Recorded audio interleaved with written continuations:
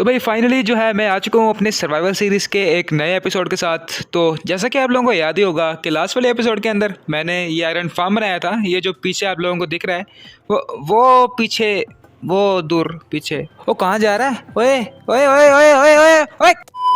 तो हाँ, मैं ये कह रहा था कि आज की इस वीडियो के मेरे दो गोल हैं। एंडरमैन एक्सपी फार्म बनाना एक्सपी के लिए, और एक वुड फार्म बनाना एक वुड के लिए। तो चलिए शुरू करते हैं।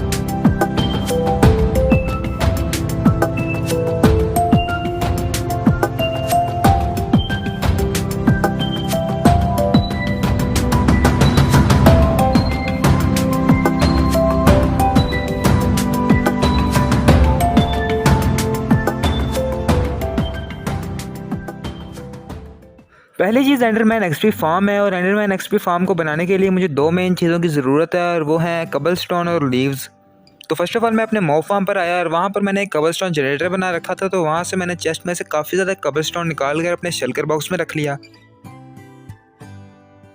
घर आकर मैंने एक शेयर बनाया, और शेयर से मैंने इस बूट्स के ट्री को गंजा कर दिया, जिसे मैंने अपने घर के साथ ही लगाया था। दिन के एंड तक मैंने सारे लीव्स कलेक्ट कर लिए थे। अब दिन का एंड था और मुझे सोना भी था, तो मैं जाकर सो गया। अगले दिन अपना सारा सामान लेकर मैं नेदर के जरिए एंड पोर्टल की तरफ जाने लगा। एंड में जाकर मैंने अपने सारे सामान के साथ साथ अपना आर्मर और अपने टूल्स भी शेल्कर बॉक्स में रख दिया, और एक पिकेक्स के साथ मैंने इस टावर को, एक ऑब्सीडियन के टावर को माइन करना शुरू कर दिया, क्योंकि मैं इसके जरिए कोऑर्डिनेट 1 तक जाने वाला था। इसके आगे वाली रिकॉर्डिंग मेंटिस ने चोरी कर ली, क्योंकि वो तो है ही एक चोर। वैसे मैंने कोऑर्डिनेट 1 पर आकर एक बहुत ही बड़ा ब्रिज बना दिया था, जो कि 128 ब्लॉक दूर जा रहा था एंड के आइलैंड से, और उस ब्रिज के इर्द गिर्द मैं यहाँ पर लीव्स लगा रहा था, और ये ब्रिज स्लैब से बना हुआ था ताकि इसके ऊपर कोई एंडरमैन स्पॉन ना हो। मैंने कुछ इस तरह इस टावर की एक लेयर को नीचे तक माइन किया हुआ था, और इस लेयर के अंदर मैंने लैडर्स लगाई हुई थी ताकि मैं ऊपर नीचे आराम से जा सकूं। स्टोन की स्लैब्स का यूज़ करते हुए मैंने इस ब्रिज के दूसरी साइड पर एक बहुत ही बड़ा प्लेटफॉर्म बनाया, और उसके इर्द गिर्द लीव्स लगा दिए, और उसके बाद अपना एंडरमैन एक्सपी फार्म बनाना शुरू कर दिया।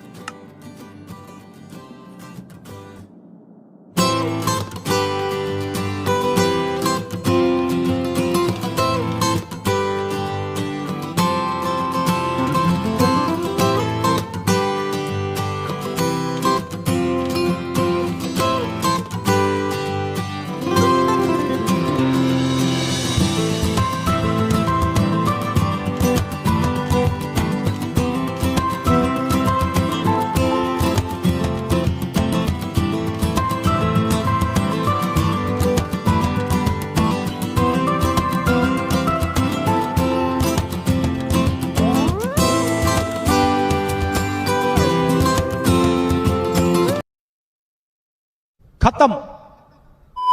असल में जिस एंडरमैन एक्सपी फार्म को आपने बनते हुए अभी सिनेमैटिक्स या फिर टाइम लैप्स में देखा है, वो असल में एग्जिस्ट नहीं करता, या फिर एग्जिस्ट करता भी है तो एक और क्रिएटिव वर्ल्ड में एग्जिस्ट करता है। मैंने तो असल में सर्वाइवल वर्ल्ड में बनाया ही नहीं, मैंने तो बस ये प्लेटफॉर्म बनाकर यहाँ पर हॉपर्स और चेस्टेस लगाई हैं, और तो कुछ किया भी नहीं है।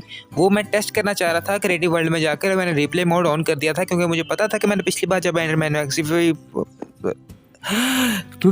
कि जो एंडरमैन एक्सपी फार्म मैंने लास्ट टाइम बनाया था, वो वाला एंडरमैन एक्सपी फार्म बहुत ज़्यादा स्लो वर्क कर रहा था, क्योंकि 10-15 एंडरमैन्स के स्पॉन होने के बाद वो एंडरमैन्स इजाफी दे ही नहीं रहा था। मैं वो 10-15 मारता था, तब अगेन दोबारा दूसरे एंडरमैन्स स्पॉन होते थे। तो इससे बेहतर तो मेरा ऑटोमेटिक क्या है कि मॉब फार्म ही है। और मुझे ये वॉइस ओवर करते हुए थोड़ा सा सांस ले लेना चाहिए, क्योंकि बार बार मुझे लगता है कि जैसे मेरा सीना बंद हो गया। सीना कैसे कहते हैं? सीना चेस्ट को कहते हैं। घर वापस आकर मैंने अपना पुराना आयरन फार्म सफाई हैसियत से मिटा दिया, क्योंकि नया आयरन फार्म तो मेरा आ ही चुका था। वैसे आजकल मुझे फूड के बहुत ही ज़्यादा लाले पड़े हुए हैं, तो मुझे वुड फार्म बनाने से पहले एक फूड का अपना बंदोबस्त कर लेना चाहिए, और थोड़ा सा फूड फार्म या फिर कोई बड़ा फील्ड बना लेना चाहिए, क्योंकि घर के अंदर जो फील्ड है वो बस तकरीबन 100 डेज़ के अंदर एक बार अपनी वीट ग्रो करता है, और वो भी बस तकरीबन 32 ब्रेड से मुझे प्रोवाइड करता है। तो सीधे लफ्ज़ों में ये कि मैं अपने नए आयरन फार्म के साथ अपने घर को जोड़ने के लिए यहाँ पर एक पाथ बना रहा हूँ, अपने घर से लेकर अपने नए आयरन फार्म तक। मुझे समझ नहीं आती कि इस मेंटिस को मैंने कितनी बार कहा कि मेरी रिकॉर्डिंग चोरी ना किया करे, इसने फिर मेरी रिकॉर्डिंग चोरी कर ली और बेच दी किसी को। आसान अल्फाज में यह कि मैंने घर के साथ पाथ बना दिया था, जो कि मेरे आयरन फार्म की तरफ जा रहा था, और इस पाथ के इर्द गिर्द मैंने क्या है कि अपने वीट और कैरेट्स के लिए यहाँ पर एक फार्म बना दिया था। और अगर आसमान की गहराइयों में जाकर इस फार्म को देखा जाए तो इसका फाइनल लुक कुछ ऐसा आ रहा था, जो कि काफ़ी ज़्यादा नेचुरल और अच्छा लग रहा था। आसपास पड़ी चेस्टों में मैंने देखा तो उनमें मुझे कुछ 1 या 2 स्टैक क्या है कि सीड्स मिल गए, और वो सीड्स मैंने यहाँ पर एक साइड वाले फार्म में लगा दिए, ताकि यहाँ पर वीट ग्रो हो जाए और उससे मैं ब्रेड बनाकर खा सकूँ और अपना पेट भर सकूँ। जहाँ मेरा फार्म था उस जगह पर मेरा पुराना नेदर पोर्टल हुआ करता था, जो कि मैंने तोड़ दिया था क्योंकि मैंने वहाँ पर फार्म बनाना था सीधे लफ्ज़ों में। तो मैंने नेदर पोर्टल घर की दूसरी साइड पर बना दिया और उसको डेकोरेट भी कर दिया। और हाँ, ये कि मैंने उसे ऑन भी कर दिया। ज़ोंबीज कैरेट्स और पोटैटोस ड्रॉप करते हैं, तो मैं वही लेने के लिए स्मोक फार्म पर आ गया और उन्हें लेकर नेदर के ज़रिए अपने घर को मैं वापस आ गया। और घर आकर कैरेट्स को मैंने उनके फार्म में प्लांट कर दिया। अब वक्त आ गया था अपना वुड फार्म बनाने का, जिसके लिए मुझे वुड चाहिए थी। और हाँ, ये कि मुझे वुड चाहिए, उसके लिए मैं वुड फार्म बना रहा हूँ और उसके लिए भी मुझे वुड चाहिए। तो मैं वो वुड लेने के लिए एक वुड वाले फॉरेस्ट में आ गया। सारा दिन काम करने के बाद रात के टाइम मेरे पास इतनी वुड आ चुकी थी जिससे मैं अपना वुड फार्म बना सकता था। वैसे फॉरेस्ट से घर वापस आते हुए बेस का क्या ही अच्छा नज़ारा मिल रहा था यहाँ से। और भाई अपने घर के तो क्या ही कहने। वुड कलेक्ट करने के लिए मुझे वापस न जाना पड़े, तो इसलिए मैंने यहाँ पर सैपलिंग्स लगा दी काफ़ी ज़्यादा, जो कि मेरे पास पहले की पड़ी हुई थी। क्योंकि अगर मेरे पास वुड की कमी पड़ेगी तो मैं यहाँ से ट्रीज़ को काट कर वुड जमा कर लूँगा। अपने घर की राइट साइड पर जहाँ मेरा पुराना आयरन फार्म हुआ करता था, वहाँ मैंने जगह को प्लेन किया और 12 दरख्त लगाने की वहाँ पर मैंने जगह बना दी। शवल के साथ उन्हें यानी कि मार्क कर दिया कि यहाँ पर मैं दरख्त लगाऊंगा। साथ ही साथ मैं अपने कैरेट और वीट फार्म को बढ़ा रहा था। वहाँ पर वीट और कैरेट्स को तोड़कर दोबारा लगा रहा था। फिर मैंने उन 12 की 12 जगहों पर जहाँ पर दरख्तों ने उगना था या फिर मैंने दरख्तों को उगाना था, उन्हें मैंने आपस में ओकवुड स्लैब्स के साथ जोड़ दिया। और ये प्लेटफॉर्म बनाने के बाद ये प्लेटफॉर्म का फाइनल लुक कुछ ऐसा आ रहा था। इस प्लेटफॉर्म के दरमियान में मैं एक वाटर एलिवेटर बनाने वाला था, जिसकी मदद से मैं इस प्लेटफॉर्म के ऊपर जा सकता था। ऊपर मैं यानी कि एक और प्लेटफॉर्म बनाने वाला था। फिर मैंने कुल 4 पिलर्स खड़े किए इस ओकवुड के साथ, और उन 4 पिलर्स का फाइनल लुक कुछ ऐसा आ रहा था। नीचे वाले प्लेटफॉर्म को फिर मैंने थोड़ा सा बड़ा किया, थोड़ा सा नीचे की साइड पर इस एलिवेटर के साथ मैं एक कमरा बनाने वाला था, तो उसके लिए मैंने पिलर्स खड़े किए कुछ। फिर लीव्स और स्पूस वुड की स्लैब्स के साथ मैंने उसकी छत बनाई, जो कि काफ़ी ज़्यादा अच्छी लग रही थी। नीचे वाला कमरा बनाने के बाद मैं ओशन से कैल्प लेकर आया और यहाँ पर मैंने आकर कैल्प लगाई वाटर के अंदर। वाटर मैंने पहले लगा दिया था और फिर मैंने यहाँ पर सोल सैंड लगाकर इस वाटर एलिवेटर को ऑन कर दिया। वाटर एलिवेटर के अंदर जाने के लिए मैंने यहाँ पर आसानी के लिए 2 फेंस डोर्स लगा दिए, जिन्हें मैं ऑन रखूँगा यानी कि खुला रखूँगा। और फिर मैंने पहली बार अपने वाटर एलिवेटर की राइड की।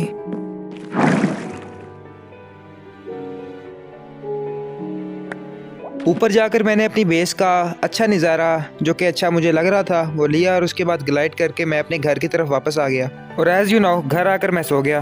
फिर मैंने इस एलिवेटर के ऊपर आकर स्पूस वुड की स्लैब्स के साथ एक सर्कुलर प्लेटफॉर्म बनाया, जो कि नीचे वाले प्लेटफॉर्म की बिल्कुल कॉपी थी। वैसे क्या ये स्पूस के छोटे प्लेटफॉर्म के इर्द गिर्द मैंने ओक के लीव्स लगाए। उसके बाद ओक वुड की स्लैब्स के साथ मैंने यहाँ पर नीचे वाले प्लेटफॉर्म की तरह ही ऊपर वाला प्लेटफॉर्म सर्कुलर शेप में बनाया। बाकी सारे सर्कल को कंप्लीट करने के बाद मैंने दरमियान में बचे हुई जगहों पर लीव्स लगा दिए, जिससे इस प्लेटफॉर्म की खूबसूरती को 4 चांद लग गए। और साइडों पर जो आप 4 ब्लॉक्स खाली देख रहे हैं, ये वो ब्लॉक्स हैं जहाँ पर दरख्त ने उगना है, यानी कि नीचे दरख्त उगेगा और इन ब्लॉक्स के अंदर से मैं जंप करूँगा तो मैं उन दरख्तों के ऊपर गिरूँगा।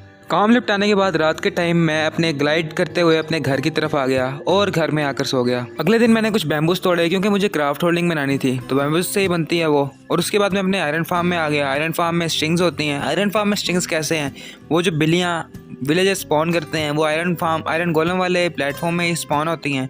और वो बिल्लियाँ यहाँ पर आयरन फार्म के किलिंग एरिया में आकर आयरन गोलम्स के मर जाती हैं और अपनी स्ट्रिंग्स मुझे दे जाती हैं। सीधे लफ्ज़ों में ये कि मैंने स्कार्फ होल्डिंग बनाई। फिर स्कार्फ होल्डिंग की हेल्प से मैंने ऊपर वाले प्लेटफॉर्म के नीचे वाली साइड पर चेन्स और लैंटर्न्स लगाए।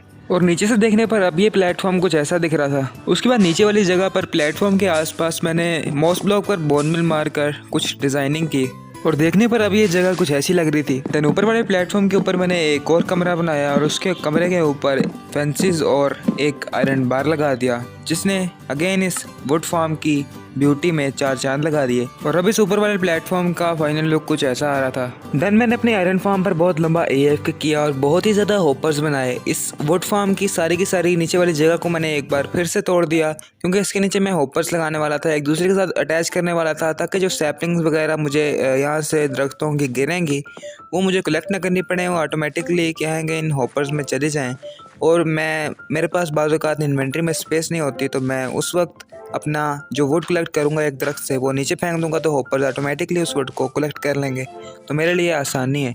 एक पूरी रात का मुझे AFK करना पड़ा आयरन के लिए। फिर मेरे पास इतना आयरन जमा हुआ कि मैं इन होपर्स को लगा सकूं, और फाइनली मैंने होपर्स लगा दिए। और यहाँ पर साइडों पर स्पोर्स के ट्री भी उगा दिए कुछ, क्योंकि मुझे वुड की ज़रूरत थी होपर्स में चेस्टिस लगाने के लिए। उसके बाद मैंने अगेन यहाँ पर मॉस कारपेट्स और यहाँ पर ओक वुड की स्लैब्स लगा दी इन हॉपर्स के ऊपर, ताकि व्यू तो थोड़ा सा अच्छा है। मुझे कुछ वुड की ज़रूरत है और मुझे यहाँ पर स्पूस ट्रीज को काटना है, तो इसी बहाने मैं आप लोगों को दिखा देता हूँ कि ये मेरा वुड फार्म कैसे काम करेगा। तो मैं यहाँ से वाटर एलिवेटर से ऊपर जाऊँगा और जिस ट्री को मैंने काटना है उसके ऊपर वाली इस जगह से मैं नीचे कूदूँगा, ऊपर से लीव्स तोड़ूँगा और वो मैं ट्री तोड़ूँगा। इन हॉपर्स को मैंने चेस्टिस के साथ कनेक्ट करना था, इसलिए मैंने नीचे वाली साइड पर, नीचे वाले प्लेटफॉर्म की नीचे वाली साइड पर एक और कमरा बनाया, उसे खोदा, डिग किया और उसके बाद एक सर्कुलर कमरा बनकर सामने आया। उसके बाद मैंने इस कमरे की थोड़ी सी डेकोरेशन की।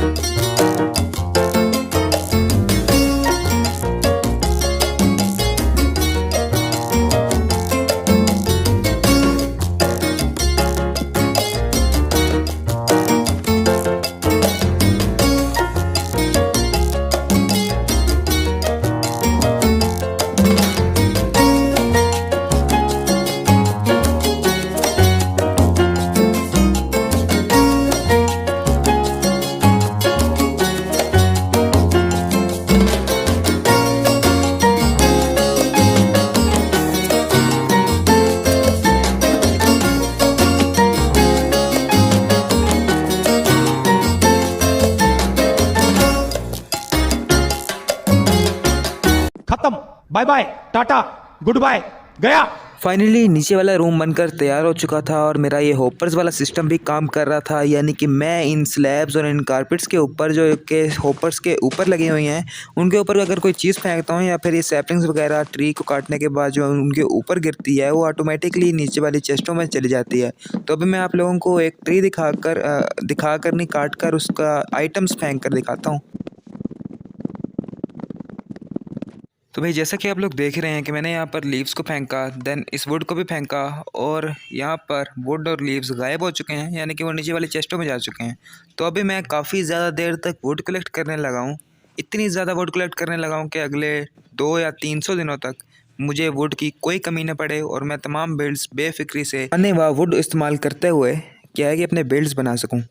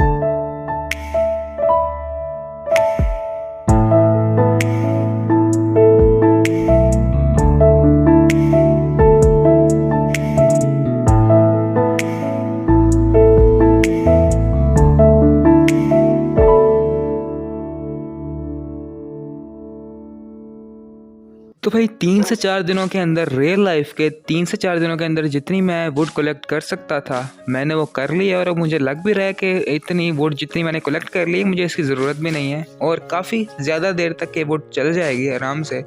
तो यहाँ पर जो मैंने फील्ड्स बनाई थी वो भी उग गई हैं, यानी कि जो कैरेट्स और मैंने बीट लगाई थी वो उग गई है। और यहाँ पर मैंने बोन मिल बनाने का सिस्टम भी लगाया था, ऊपर मैं सीड्स डालूंगा और नीचे बोन मिल निकल के आ जाएगा। तो अभी मैं आप लोगों को जाकर दिखाता हूँ कि मैंने कितनी वुड कलेक्ट की है। वुड फार्म के नीचे मौजूद कमरे के अंदर जाया जाए तो मैंने यहाँ पर कुछ ट्रैप डोर लगाए थे जिनके ज़रिए मैं नीचे कूद सकता हूँ और ऊपर जाने के लिए एलिवेटर तो यहाँ पर मौजूद ही है।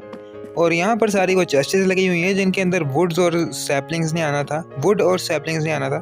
और अगर इस चेस्ट को खोला जाए तो जैसा कि आप लोग देख ही रहे हैं, ये पूरी डबल चेस्ट यहाँ पर भरी हुई है। इसके साथ वाली डबल चेस्ट भी फुल भरी हुई है सैपलिंग से, वुड से और स्टिक्स से।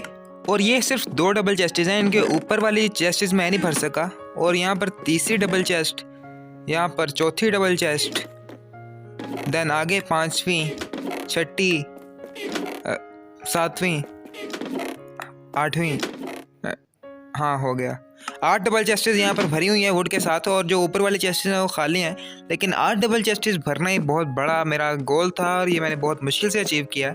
तो भाई अगर आप लोग भी मेरे साथ खेलना चाहते हैं इस सर्वर के अंदर, तो क्योंकि मुझे प्लेयर्स की ज़रूरत भी है, तो आप लोग डिस्क्रिप्शन में मौजूद डिस्कॉर्ड सर्वर को ज्वाइन कर लें और वहाँ से आपको इन्फॉर्मेशन मिल जाएगी कि इस सर्वर को कैसे ज्वाइन करना है। और गोल तो मेरा कंप्लीट हो ही गया इस वीडियो का, वुड भी मैंने काफ़ी ज़्यादा कलेक्ट कर ली है। तो मिलेंगे आपसे अगली वीडियो में, एंड तब तक के लिए बाय बाय।